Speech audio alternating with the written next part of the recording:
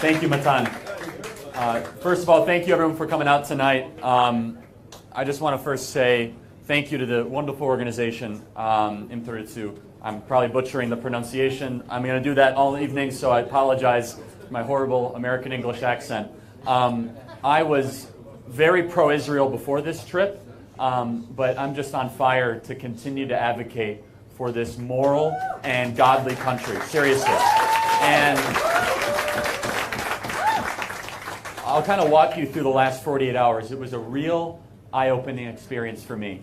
The Western media has become so good at lying about this country. And again, I'm very, very pro-Israel. I'm an evangelical Christian.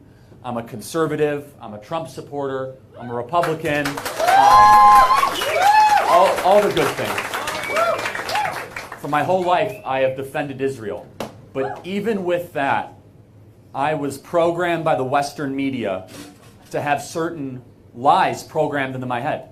So, for example, we were on the Hill yesterday in Hebron, and I asked, where are the tents? No, seriously. I said, where are all the refugee camps? I've been told my entire life that this city is a refugee city. And everyone laughs. There's malls, there's shopping centers, it's 97% Arab. And it was so eye-opening to actually see it firsthand, because I went in thinking it was going to be an actual refugee camp. So that was an eye-opening experience. And then today, we had an amazing opportunity. We flew in a helicopter all the way up to the Golan Heights, which, I mean, I'm going to, for the rest of my life, and hopefully in this presidential term, advocate for the international community to recognize the Golan Heights as a true part of Israel. Where it all kind of came together was when I was asking, our wonderful helicopter pilot, who is a hero from the first Lebanon War, amazing guy, and he was walking me through all the different zones. And I said, when will it be enough for the Arabs? Like, when will it be enough? And he said it very simply, so when all the Jews are dead. And it hit me. It said, if you do a thought exercise, a hypothetical, which is if the IDF took 10 days off, what would happen? Israel would be gone, and the Jews would be, become persecuted again. If all the Arab nations took 10 days off, no armaments, everything would remain the same. Everything. Which side is moral and which side is immoral? Something that I'm going to use really in my advocacy in the States and the media that I do is, how could anyone be occupying their own land? Can anyone explain that to me? Because the Jews have been living in this land for thousands and thousands of years. And again, I always knew this, I always believed this, but this amazing organization and Matan and your entire team did an unbelievable job of showing that to me.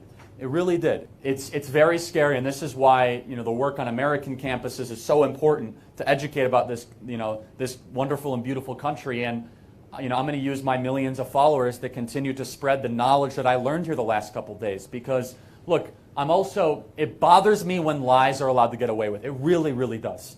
And I pursue them vigorously. I really do, viciously. And I think, righteously angry at times. I think everyone should. When people lie about America, when people lie about our history, or they lie about, all those things. I get now equally as angry when I'm going to hear people lie about the supposed apartheid in Israel. What are you talking about?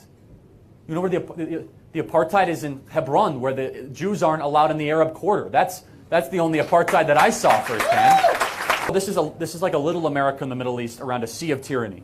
And I believe that America has a moral obligation to continue to support Israel in its quest to protect its holy land, its people, and its ability to defend itself.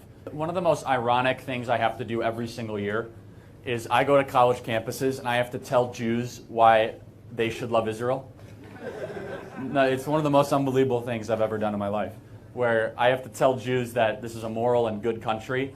I'll let you guys all figure out why that is. I'm not going to try to tell you that. There's a lot of different theories I have. I actually still haven't totally figured it out. But American Jews are some of the most anti-Israel people that I've come across in the States, actually. It's absolutely unbelievable.